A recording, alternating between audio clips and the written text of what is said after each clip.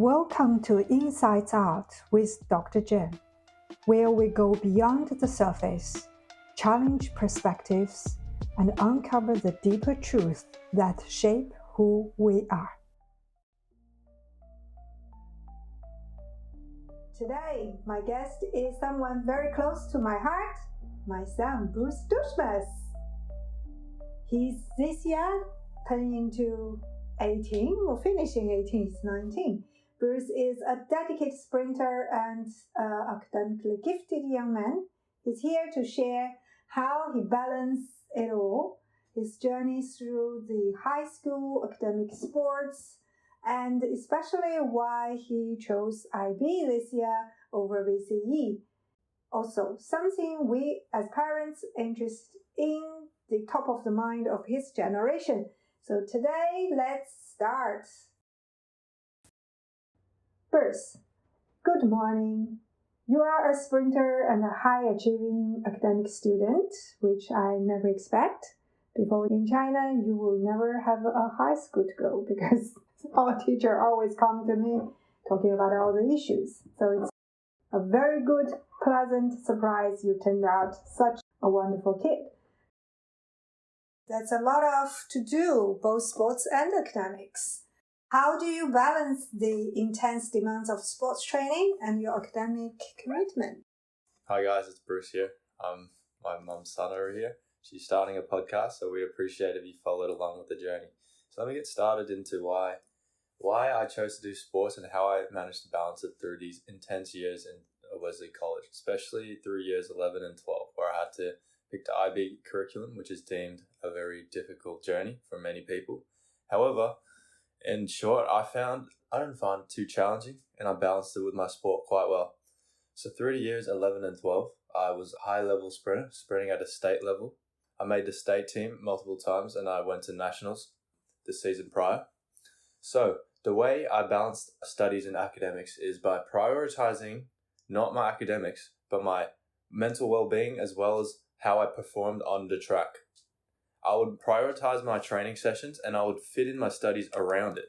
And the key that worked for me, which wouldn't work for everybody, I always recommend that you should find what works for you and you have to pursue that, is that during school, I would ask the teachers many questions and I wouldn't waste my time.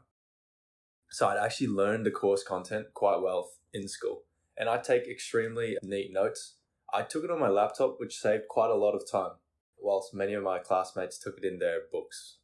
So that there was my primary source of note-taking and my learning method that I used.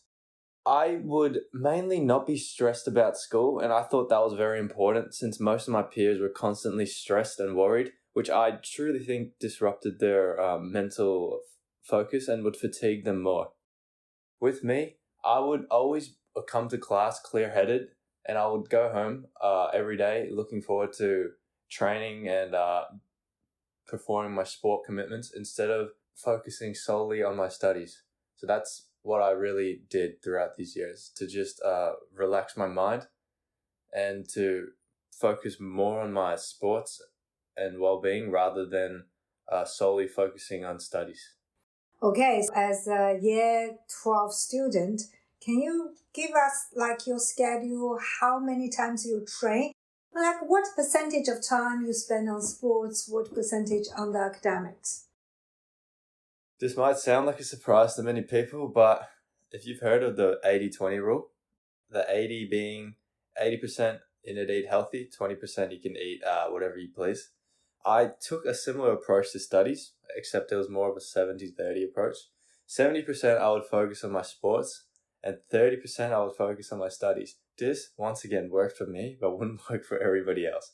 However, I would recommend giving it a shot, since once you give yourself less time to study and focus on school, you realize that you actually look for more efficient ways, which would save time, and you actually become more productive this way. Right. I think, Bruce, we just articulated in my days to do university exam, I studied in school and then after dinner back home from 9 o'clock to 2 a.m. So it's a lot of hours I put in the study. I thought I was maybe old generation, but until today or last week, I saw some people, Bruce's friends, are studying 8 hours a day in order to prepare a VCE exam. I slept well in the IB. That's why I just want to see as a witness that Bruce sleep during year 12 every day before 10 p.m. because his rule is he has to have good sleep in order to perform well on the track. Maybe it sounds surprising, but here you go. Hopefully, Bruce can bring you some insights on how to balance this. Do you find that your discipline as athlete help you to also enhance your studies? The discipline that I used from my from my sports that I brought to my studies was pretty simple. It's just get it done. No matter what it took, or how long it took, or how lazy you are, how much you're procrastinating, I promised myself that if I had a task, I was going to get it done to the highest standard. With my training, I would not skip a session. I would research online different methods to perform exercises in the gym to enhance my technique. Same ways, I would ask my teachers various questions to ensure my answers are always at the highest level it can possibly be. So I recommend taking that approach. Good. Speak of discipline, I know you don't even eat ice cream. From my perspective, you sacrifice a lot in order to keep up your sprinting hobby or passion. So what other sacrifices from your perspective you have to make in order to keep up both studies and athletic career? You have to sacrifice quite a lot of life's enjoyments that other people would consider life enjoyments. This is the key. Things that other people consider life enjoyments doesn't have to be what you consider life enjoyments. You do not always have to fit in with the crowd. You just have to find the right people. By surrounding yourself with the right people that have similar enjoyments to you. Let me give an example. Many of my friends find partying and drinking as a source of enjoyment, but I actually enjoy staying healthy, eating nice foods, getting sunshine, and the healthy habits. I have a few close friends that do that, and I surround myself with them. So, what I sacrificed might seem like a sacrifice to many other people, but it actually became a way of life for me. So you are not normal teenagers? Not party much? You can consider normal based on the stereotype, but my perception of normal is simply just being healthy and trying to fulfill whatever dreams that you put yourself towards. Okay, so looking back, what is your biggest achievement or proudest achievement so far in your life by doing all those disciplined life and with your goals, your dreams? My biggest achievement was when I ran in the state championships in the under-17 division, and I came fourth in the 100. But the next week, I came back and I came second in the 200, getting my first ever medal at a state championships. Then I went along to nationals and came 11th overall in Australia. That was a pretty proud achievement. Okay, we were very proud of that. But when people see you running and excited, but as your parents, we know how much hard work you have built in behind all of this. Would you see it's a wise choice to choose sprinting? Because we all know sprinting 100 meters can be very challenging. One of the most challenging sports on the track and field. Do you ever feel pressure? You definitely feel pressure to perform, especially since once you've performed at a high level, people expect you to keep performing at a high level. However, it is a very valuable lesson that you cannot be taught in any other way. So I would 100% recommend you to pursue a sport at a high level. Try and reach for the highest level your body can physically take you, but don't just play at a community standard. Don't be average.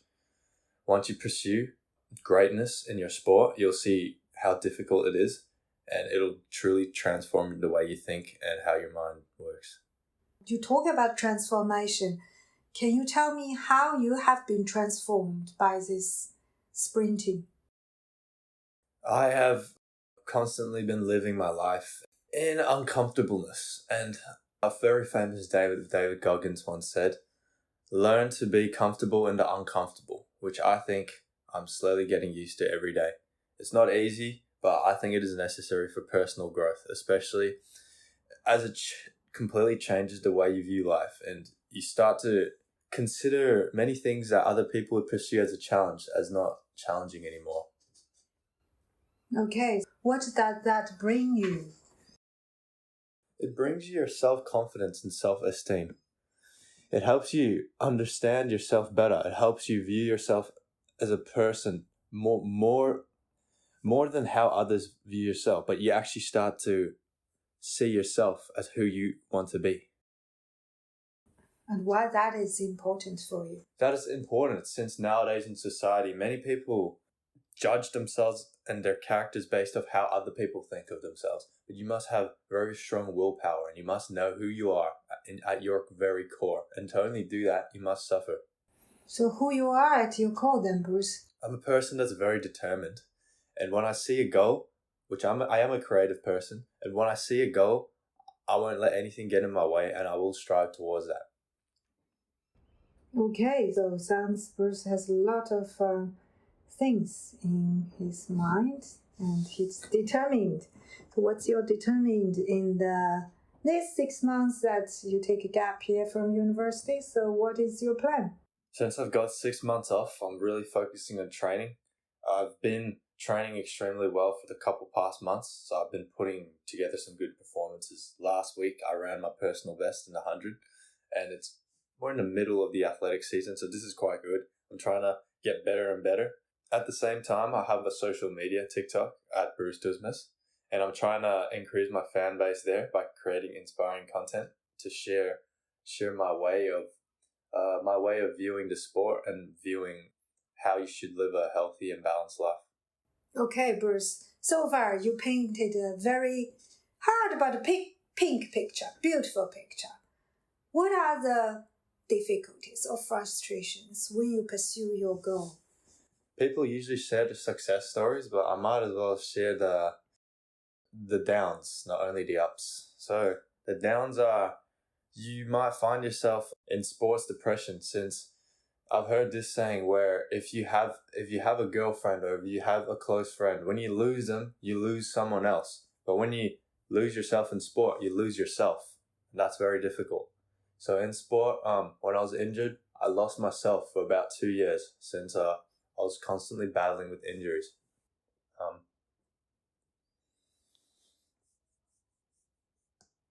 Yeah, I know it's hard to talk about it. We all suffered as a family.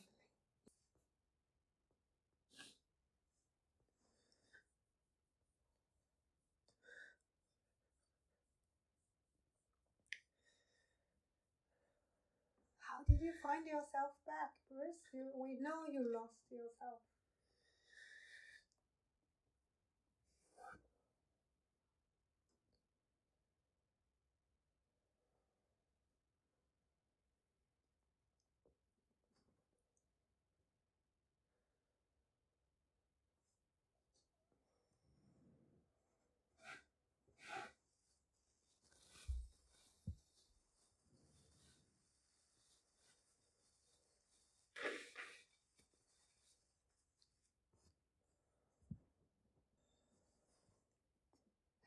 So what bring you back to today? Coming here talking. What everyone has to accept when they choose to perform at a high level in sport is that you may lose yourself and you may never get yourself fully back. However, I'm still picking up the pieces to this day. I'd like to think that I've recovered about 70% from 2 years ago, where I was at my rock bottom, where I couldn't do what I liked to do.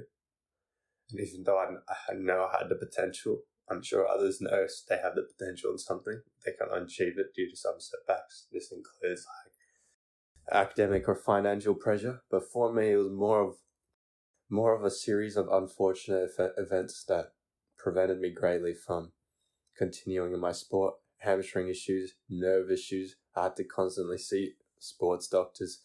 I had to constantly get scans. I had to constantly do everything but do what I loved doing the most. However, the rehabilitation took 2 years, and I have finally reached a point where I can start competing where I enjoy doing the most, and I can actually start putting quality sessions together instead of worrying about whether my body can hold itself up, whether my body is strong enough. So now I've finally reached a spot where I can live comfortably and in my sport and tell myself I'm slowly picking up the pieces and I am moving in an upwards trend line. The worst part was I had to miss out on my sport in years 11 and 12. Not miss out, but perform poorly since I was rehabilitating myself instead of performing to my highest talent. So whilst everyone, the pressure from the external expected me to keep performing at a high standard, I had to also learn to trust myself regardless of what other people thought. This meant putting yourself out there even though you weren't going to perform at the highest level that you know you can perform at, and other people judging you for that, but you must move past it and ignore what they think. In my mind, the haters won't support you at your low, but your true fans will support you at your low. And I've only got a few true fans. People congratulate you for your success, but no one will congratulate you for your hard work. Thank you, Bruce. Do you want to stop for a while? Yeah. We will bring Bruce back to continue this conversation in the next episode. For now, I want to play this special song, No Days Off. Cities whispering moves like a ghost. Bright lights, ambition, a star on the coast. Deadlines loom like shadows, no time to boast. Hustle turned to legend, feeling upmost. No days off, rain or shine. Cash rules all got a grind. Heartbeats sync rhythm mind. Reach the peak state of the mind. Past friends fade out, memories like mist. Warm nights and cold drinks, chances missed. Stacking wins, never fumble, clench fist. Built this empire on dreams, can't resist. No days off, rain or shine. Cash rules all got a grind. Heartbeats sync rhythm mind. Reach the peak state of mind. Angles on angles, plot my next move. Journeys long gone, wisdom smooth. Echoes of doubt I disprove. Every setback I improve. No days off, rain or shine. Cash rules all got